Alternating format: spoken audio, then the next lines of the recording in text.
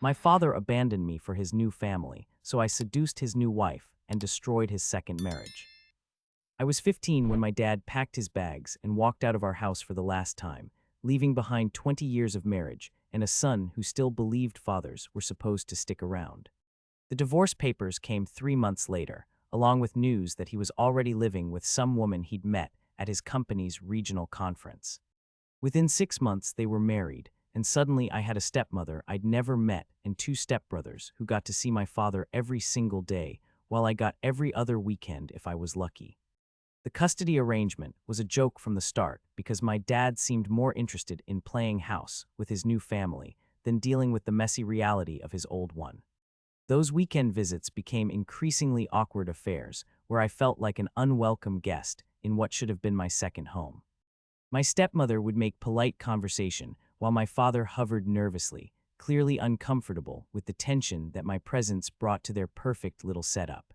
The stepbrothers, who were younger than me, seemed to view me as some kind of intruder who showed up periodically to disrupt their routine.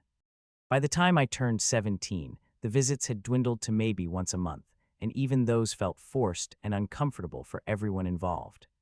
My father had essentially replaced me with a ready-made family that didn't require him to confront the guilt of abandoning his firstborn son. The child support payments came regularly, but emotionally, he'd checked out completely. I spent my senior year of high school watching other kids get excited about their fathers coming to games or graduation, while mine was busy coaching Little League for my stepbrothers. College provided a welcome escape from the constant reminder of my father's absence, but it also meant I had even less contact with him than before. The occasional birthday card or Christmas gift felt more like obligation than genuine care. I threw myself into my studies and campus activities, determined to build a life that didn't depend on his approval or presence. The anger I felt toward him never really went away, but it transformed into something colder and more calculating as I got older. After graduation, I moved back to the same city where my father lived, ostensibly for a job opportunity, but really because I had unfinished business with the man who'd abandoned me. I rented an apartment about 20 minutes from his house and started rebuilding my life while keeping tabs on his.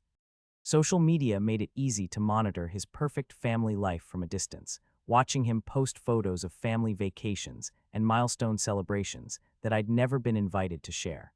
The first time I saw my stepmother at the grocery store, she was alone and looked older than I remembered from our brief encounters years earlier. She recognized me immediately and seemed genuinely pleased to see me, which caught me off guard because I'd expected the same polite indifference I'd grown accustomed to. We talked for maybe 10 minutes in the cereal aisle, and I found myself surprised by how easy the conversation felt. She asked about my job and my life with what seemed like genuine interest, not the forced politeness I remembered. Over the next few months, I started running into her more frequently at various places around town, and each encounter felt a little more comfortable than the last. She'd mention how proud my father was of my accomplishments, though he'd never bothered to tell me directly. These casual meetings began to feel less accidental and more like we were both seeking them out, though neither of us acknowledged it directly. There was something appealing about talking to someone who knew my father intimately but wasn't him. The turning point came when she mentioned having trouble with her laptop during one of our chance encounters at a coffee shop. I offered to help, and she accepted immediately, seeming almost relieved to have someone to turn to. When I showed up at their house the following weekend, while my father was out of town on business, the atmosphere felt different than it had during those awkward custody visits. Without my father there to create tension, the house felt less like enemy territory and more like a place where I could actually relax. Fixing her computer took about 30 minutes, but we ended up talking for 3 hours about everything except my father. She told me about her struggles with the stepbrothers, who were now teenagers themselves, and giving her the same kind of grief that all teenagers give their parents. I found myself offering advice and support in a way that felt natural and comfortable.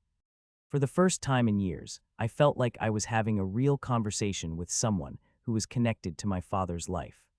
These visits became more frequent over the next several weeks, always when my father was traveling for work, which happened more often than I'd realized. My stepmother seemed lonely in a way that I recognized from my own childhood, and I began to understand that my father's pattern of emotional unavailability hadn't changed with his new family. He was still the same man who'd walked away from difficult conversations and uncomfortable emotions, leaving the people who cared about him to deal with the fallout. The conversation gradually became more personal as we grew comfortable with each other. She talked about feeling isolated in her marriage, about how my father had become increasingly distant as the years passed. I shared stories about growing up without him, about the anger and abandonment I'd carried for so long. There was something therapeutic about finally having someone who understood what it was like to be left behind by the same man, even if our experiences were different.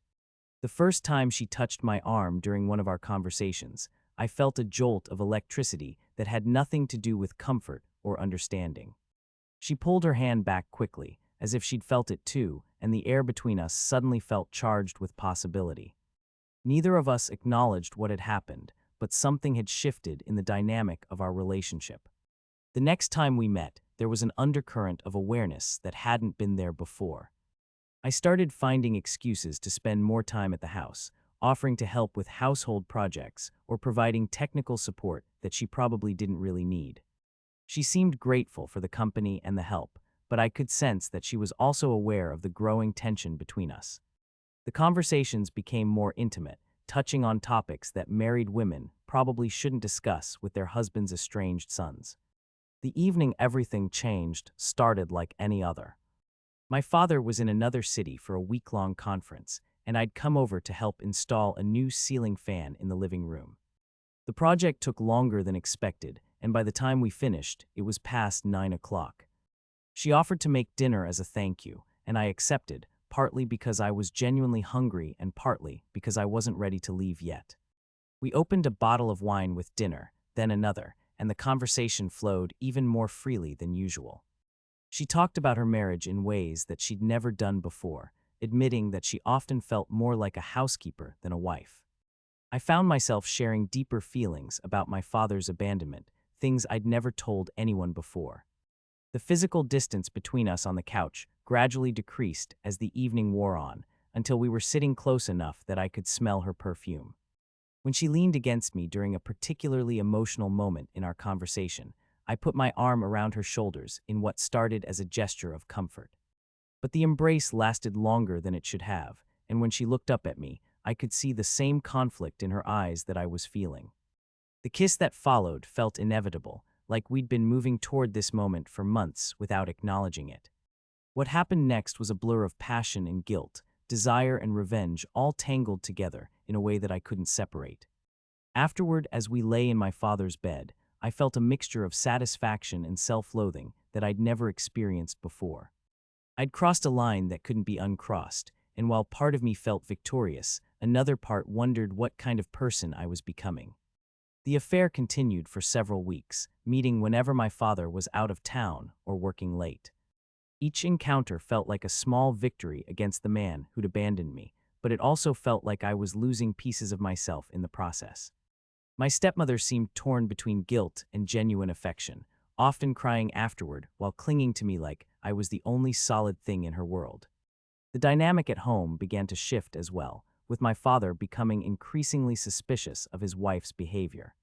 She'd become more confident and assertive, no longer willing to accept his emotional distance without question. The stepbrothers noticed the tension and started acting out more, which only added to the stress in the household. I watched it all unfold with a mixture of satisfaction and growing unease. The confrontation I'd been both dreading and anticipating finally came on a Tuesday evening in late fall. My father had supposedly left for a business trip that morning, but he'd actually driven around the block and come back through the garage, catching us in a compromising position in his own living room. The look on his face was something I'd never seen before, a mixture of rage and complete devastation that made me realize I'd achieved exactly what I'd set out to do. The screaming match that followed was years in the making, with accusations and counter-accusations flying between us while my stepmother sat in stunned silence. He called me every name in the book, and I threw back every grievance I'd harbored since he'd walked out on me 7 years earlier. When he finally asked why I'd done it, I told him the truth, that I'd wanted him to feel the same abandonment and betrayal that I'd felt when he chose his new family over me. The aftermath was swift and brutal. My stepmother packed her bags that same night and moved in with her sister, filing for divorce within a week. My father tried to paint himself as the victim, but the truth about his pattern of abandonment came out during the proceedings. The stepbrothers, who'd already been struggling with teenage rebellion, completely spiraled without their mother's stabilizing influence.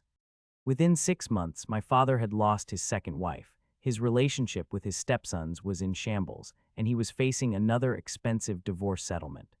He'd also lost his job due to the stress affecting his performance, and the house he'd bought to create his perfect family was now too expensive to maintain alone. Watching his life fall apart should have felt like the ultimate victory, but instead, I felt hollow and empty. The relationship with my stepmother didn't survive the destruction of her marriage either. The guilt and shame of what we'd done eventually overwhelmed whatever genuine feelings had developed between us. She moved to another state to start over, and I never saw her again. In my quest for revenge against my father, I'd hurt an innocent woman who'd been as much a victim of his emotional unavailability as I had been.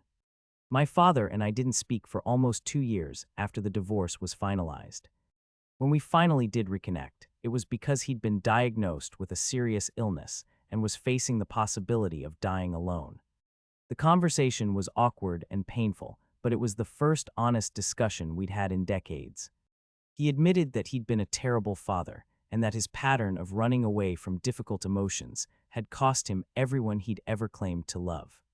Looking back on that period of my life, I realized that my quest for revenge had been successful in ways I'd never anticipated. I'd wanted my father to understand what it felt like to be abandoned and betrayed, and I'd certainly achieved that goal. But in the process, I'd also discovered that revenge was a hollow victory that ultimately hurt me as much as it hurt him. The satisfaction I'd felt at destroying his second marriage was temporary, but the guilt and self-doubt I'd created lasted much longer. The experience taught me that the anger I'd carried for so long was as much a prison for me as it was a weapon against him.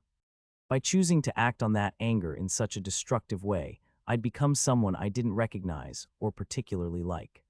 The man who'd seduced his father's wife and destroyed a family wasn't the person I'd wanted to become, but he was the person I'd chosen to be in that moment. Today, my father and I have a relationship that could generously be described as cordial. We see each other occasionally, usually around holidays or family events, but there's always an undercurrent of tension and unresolved issues. He's never fully forgiven me for what I did to his marriage, and I've never fully forgiven him for abandoning me in the first place. We're both different people now, shaped by the consequences of our choices, but the damage from that period of our lives has left scars that will probably never fully heal. The stepbrothers, who are adults now, have maintained some contact with their mother, but have essentially written off both my father and me. They were collateral damage in a war between two men who were too proud and too hurt to find a better way to resolve their differences. Sometimes I wonder what might have happened if I'd chosen a different path, if I'd found a way to confront my father directly instead of attacking his marriage from the inside. But I can't change the past, and I've learned to live with the choices I made during that dark period of my life. The revenge I sought was ultimately self-destructive, hurting innocent people and creating more pain than healing. If I could go back and do things differently, I would find a way to address my abandonment issues without destroying other people's lives in the process. The satisfaction of revenge was temporary, but the consequences have lasted a lifetime.